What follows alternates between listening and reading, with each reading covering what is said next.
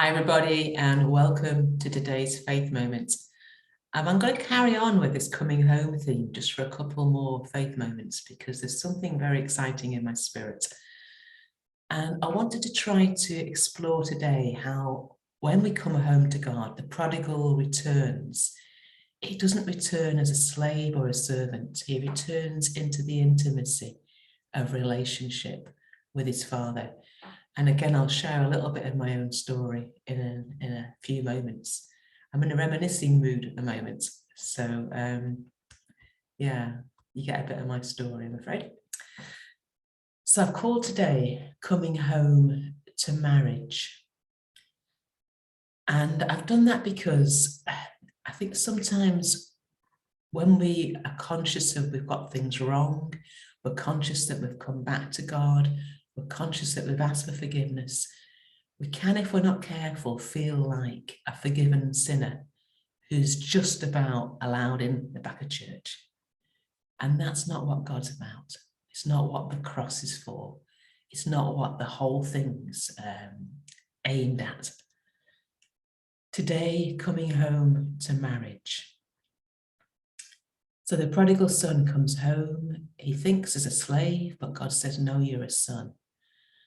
And in the Bible, there are so many ways that God tries to explain this intimacy that he longs for with you and with me. He made you to be intimate with him.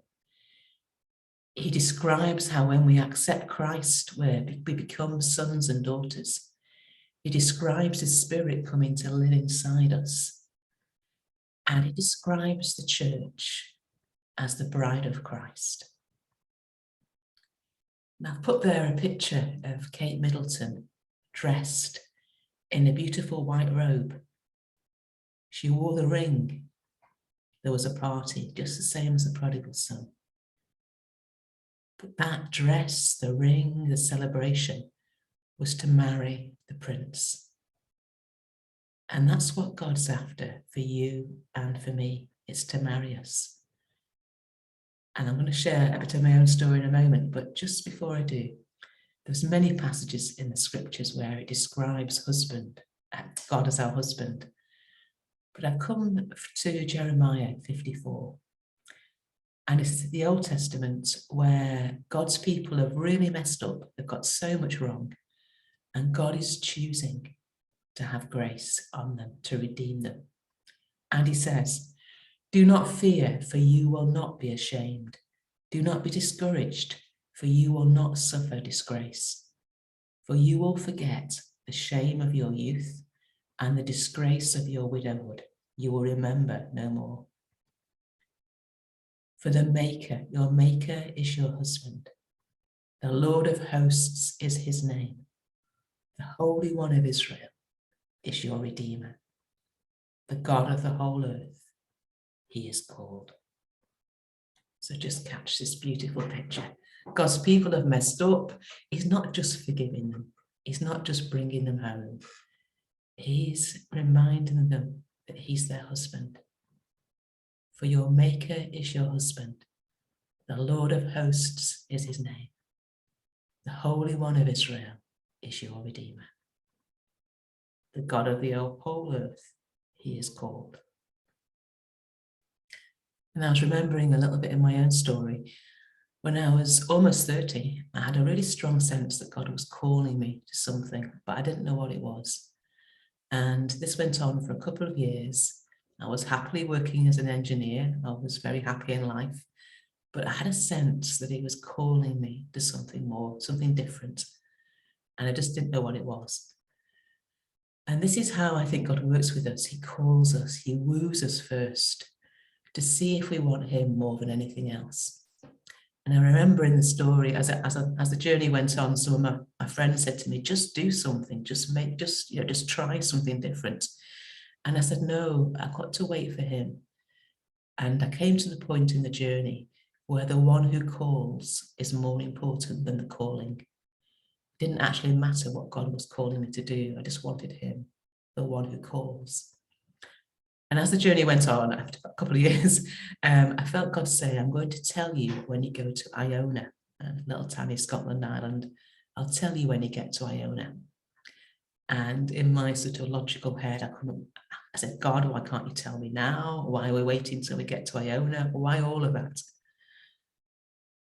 Cut a very long story short, I went up with some friends, we got separated, and I ended up spending the night on Iona by myself, and they'd gone back to the mainland.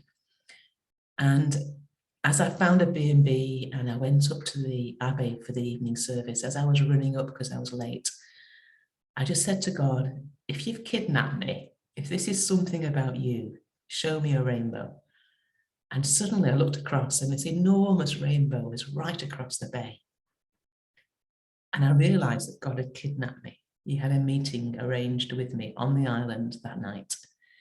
Because during the day, there'd been so many tourists, it wasn't possible to find a quiet place to pray. And I've been really disappointed. We'd only gone for the day and I couldn't find anywhere to pray or to listen to God.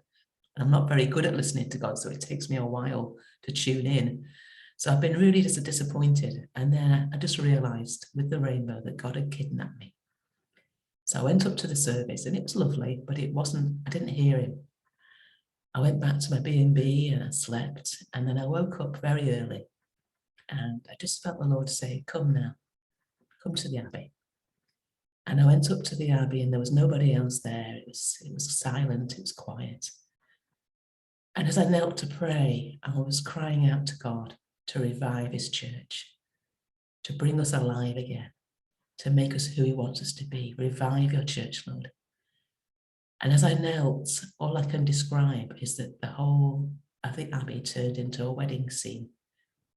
It was the Lord saying, you're my bride. The whole of the Abbey turned into a beautiful wedding scene. It was a vision. And I was blown away by it.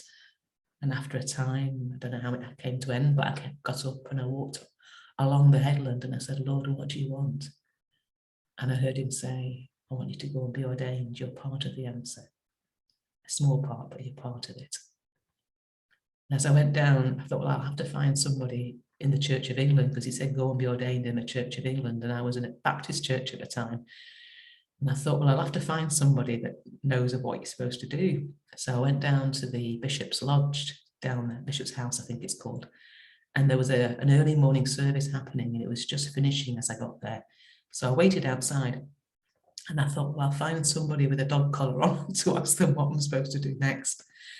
And as I was waiting outside for the service to finish, I looked down and the morning newspaper, it was the Church of England newspaper, the headline said, Church of England accepts women priests. And I thought, oh, that's handy because God's just told me to go and get ordained. And that's where the next part of the journey happened. But what's always stayed in my spirit is that God called me first to be married to him, as he calls you as well. It wasn't first to do something, it was to be something, to be someone in relationship with him, secure and safe in that relationship with him. God doesn't ask us to do something in order to love us. He first brings us into that place of intimacy, into that place of relationship. Think of the prodigal son who'd messed up and God celebrated over his life first. This is my son. Was lost, is found, was dead, is alive. And then the son would have worked with his father. But first it was intimacy.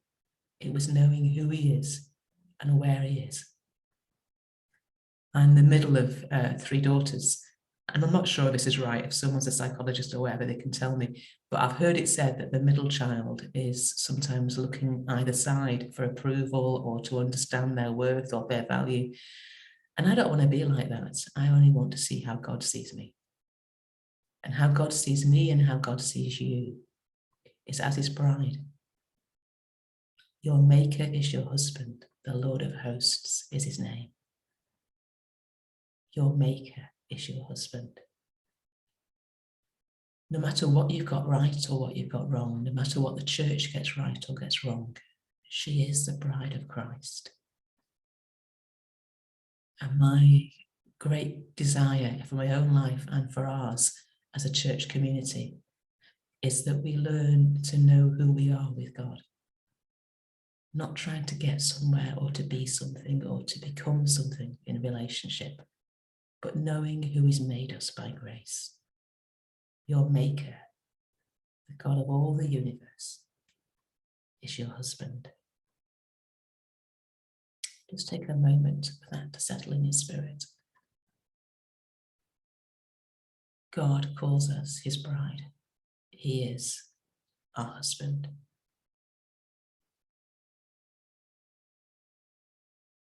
And from that place of intimacy, everything becomes possible. You think of a husband and a bride marrying. All that I am, I give to you. All that I have is yours. Every spiritual blessing in the heavenly places has been given to us in Christ Jesus. The two become one, with one heart and one purpose. You become one with your husband, with Christ himself, ready to walk into a new life. Coming home to marriage is so beautiful. The Lord's called you like a wife forsaken and grieved, like the wife of a man's youth when she's cast off. Things have gone wrong, they've not been what they should be. And for a brief moment, he abandoned us. But with great compassion, I will gather you. Your maker is your husband, the Lord of hosts is his name. I want to leave that image on the screen for a moment. Kate was beautifully dressed, wore the ring, the celebration, but so that she could marry a prince. God brings you home, gives you a robe of righteousness, the ring of relationship, and celebrates over your life because he wants you. He wants intimacy with you before you ever think of doing anything. Just take a moment to pray. He wants you. Just pray for a moment.